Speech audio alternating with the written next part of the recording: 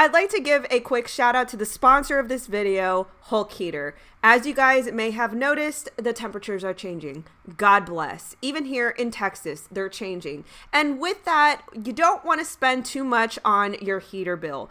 You can get a mini heater from 𝘏𝘶𝘮𝘢.com, and you can even put it in certain parts of your house where you don't want it overheated. You just need some heat. You can get it at 𝘏𝘶𝘮𝘢.com.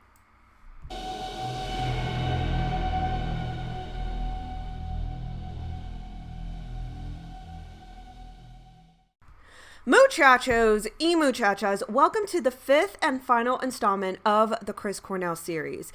We've already gone through a multitude of observations from video episode 1 through episode 4, and now we've come to this one. And we've seen a bunch of things like conflicts in the police report and the timelines, some very specific details about the door, witness accounts, and also an initial media take.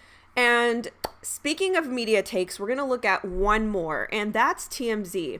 See, back in 2017, we did have social media, but it wasn't as mobilized with information like we see it today. And so I believe that the people by the masses were more conditioned to believe TMZ. I mean, I can speak for myself. You know, at one point I thought TMZ was just news, but as I continued to critically think and compare and contrast the mainstream media, you know, I later learned that, oh, maybe not so much. And especially as I was looking into this for Chris Cornell's case. And then we'll take a look at some loose leaf connections that Chris Cornell had to certain people. All right, without further ado, let's get into episode 5.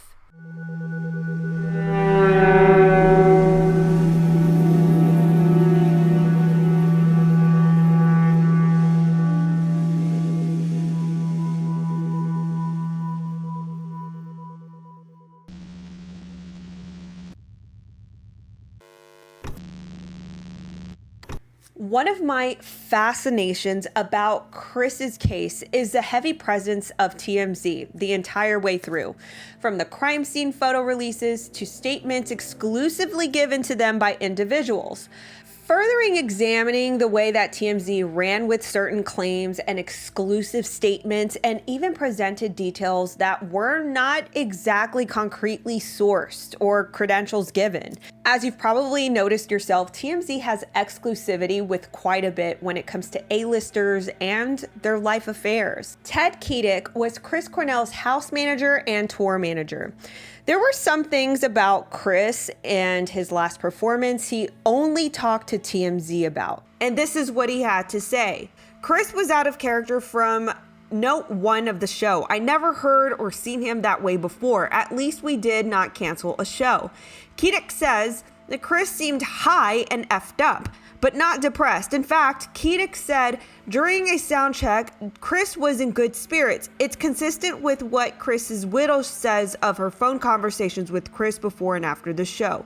Vicky Cornell says Chris told her that he had taken an extra Ativan or 2, and she was so alarmed that she called hotel security to check on him.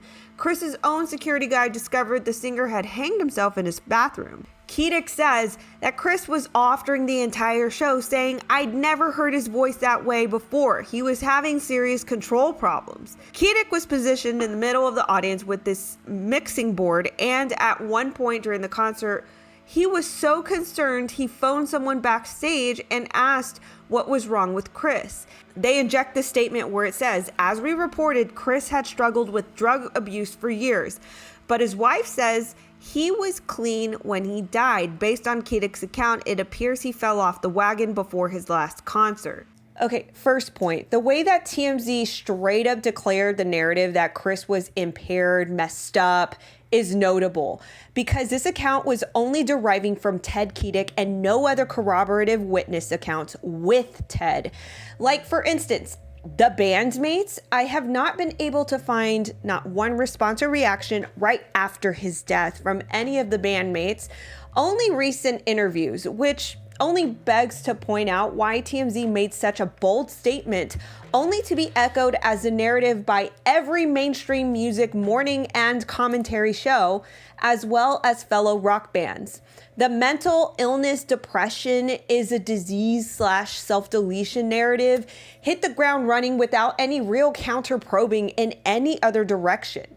But back to fellow Soundgarden members, Kim Thayil, Matt Cameron, and Hunter Shepard. I don't doubt that their silence at the time would be their choice. The music industry is a whole other world.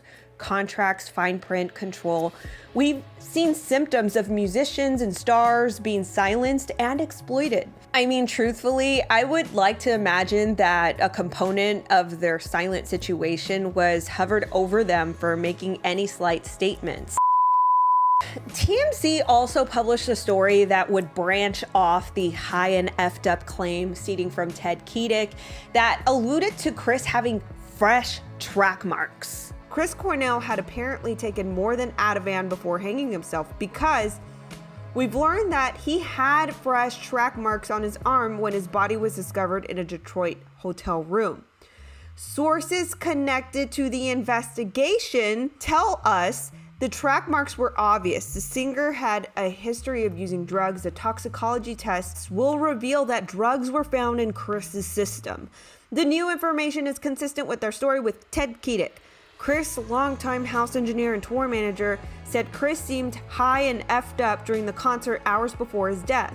Chris's wife had said her husband has told her he took an extra Ativan or two. Take the second statement apart, for instance. Sources connected to the investigation tell us. Who are the sources? Is it the medical examiner, the coroner, the investigator? Who? This is on the same scale as saying anonymous sources, as we've seen these elaborate news stories and sources exclaim on stories they try to convince the public of. The track marks were obvious. And then in the same breath, in the same statement continues, the singer had a history of using drugs. To be clear, Chris appears to have been injected with naloxone. Naloxone is an opioid reversal drug that the EMTs use as a pre-hospital protocol if ODs are suspected of the patient. Is naloxone, which I would assume when he was seen with the medics and the EMT came in, they probably gave him a shot of Narcan, and that naloxone came from them. I don't know. This is all like all speculative. This is just like pharmacists looking at this. What I know, looks like this might be the singer had a history of using drugs. With the combined statement of fresh track marks, the toxicology report would reveal elements in his system. TMZ molded Chris to look like a recent drug addict. TMZ then goes on to tie these derogative Chris falsities with a bow by stating and linking back to the 𝘏𝘶𝘮𝘢 statement piece. The new information is consistent with their story that 𝘏𝘶𝘮𝘢, Chris's longtime house engineer and tour manager, said Chris seemed high and effed up during the concert hours before his death. Then they ended with a statement that was taken straight from the police narrative. Chris's wife said to her husband and told her that he took an extra Ativan or two. TMZ was one of the few media outlets to receive the supposed official crime scene photos. Some of the photos presented by TMZ are questionable. Let's start off with the watermark placement. Initially, when you see these photos with the big watermark placement across the image, you think, well, this is a TMZ exclusive, and so this is a way of proclaiming and marketing their media as such. A source exclusively talked to and given information, especially in Cornell's case. But upon examination of some of these photos, it should prompt the following questions. Why is the watermark placed over some key details? For instance, in this photo where the blood exists, the watermark TMZ is right over the spatter as well as the blood trail. Now look at this photo. A pre-watermarked photo of the door top. Notice the paint rub-off mentioned before. Now look at the TMZ version with this watermark directly hovered over the paint mark. Notice the identical color? I don't know what that speck is on the phone cord, but why the T-top is placed right over it is remarkable. The placement of the watermark over the blood spatter at the beginning of the exercise tube, wasn't this part supposed to be wrapped around Cornell's neck? And finally, the medications. As you can see pictured in both the photos, unmarked and TMZ watermarked, the medications you see on the table are omeprazole and prednisone. In the official report and narrative, Martin Kirsten gave Chris 2 Ativans, lorazepam. In the medical examiner's report, it states that there are prescription bottles for him, omeprazole and prednisone, prescribed to the deceased. I did not observe any other medication, illicit substances, alcohol, or tobacco products at the scene. This statement is huge. So how and why would TMZ have obtained a photo of the lorazepam from the police when the medical examiner herself did not even observe this? Where was this bottle found? As you note, the table it sits on is dark colored. The other prescription sat on a marble colored counter. It wasn't by the nightstand, as a medical examiner notes. In the adjacent bedroom area, there is a bed that appears to have been slept in at some point. A similar resistance band, and this one blue, is lying on the bed. Also on the bed are a pair of eyeglasses and what appears to be a remote control device for a television. On the nightstand next to the bed, there is a partially full bottle of water, a glass, a packet of chewing gum, and a white metal pendant on a white metal chain. There is a guitar on the chair next to the bed. The entire suite appears well kept. And as far as all the other darker colored surface furniture pieces, you can observe here for yourself in the crime scene photos, no other prescription bottle is in sight.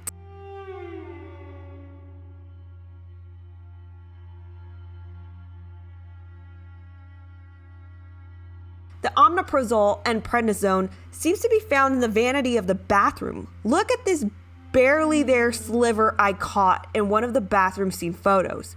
You see that stone/granite top with the beige color that looks to match the same base as where the omeprazole and prednisone were found? Plus all the other elements that support the context of a vanity, the deodorant, the contact solution, and plus the giveaway, the MGM vanity kit on the top left that would suggest so. Another question begs, the difference in pharmacies? The first 2 bottles are from Walgreens in Los Angeles.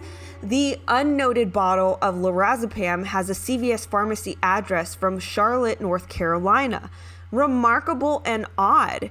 The grainy photo also obstructs the view of how full the bottle was. Also the refill date that would offer us a notion of time range when this prescription would have been picked up. The only thing I can say about this bottle of lorazepam is that Soundgarden had toured before Detroit, Michigan, and Forest City, North Carolina. Now, the city is about an hour and 15 minutes distance from Charlotte, North Carolina. Did they stop along the way their tour to the CVS in Charlotte before they hit Forest City? As you guys may have noticed, there is quite a bit of blood in these crime scene photos. Snatch my wig and call me Sally. TMZ also had an explanation for this as well. Chris Cornell, scene blood, not evidence of foul play. Notice how they capitalized the not evidence of foul play part. The smeared blood found on the floor of Chris Cornell's hotel bathroom does not indicate foul play as some have suggested. TMZ has learned. After photos of Chris's scene were released Tuesday, people speculated foul play was involved because a significant amount of blood was under the singer's body where he hung himself. We contacted several medical examiners and other professionals who say it's common for hanging victims to bleed from the mouth or nose from a buildup of blood and tension in the head. Again, with the anonymous sources, we don't know who these people are, what their credentials are, where they studied, where they hold tenure, just an anonymous professional to support these sensational headlines.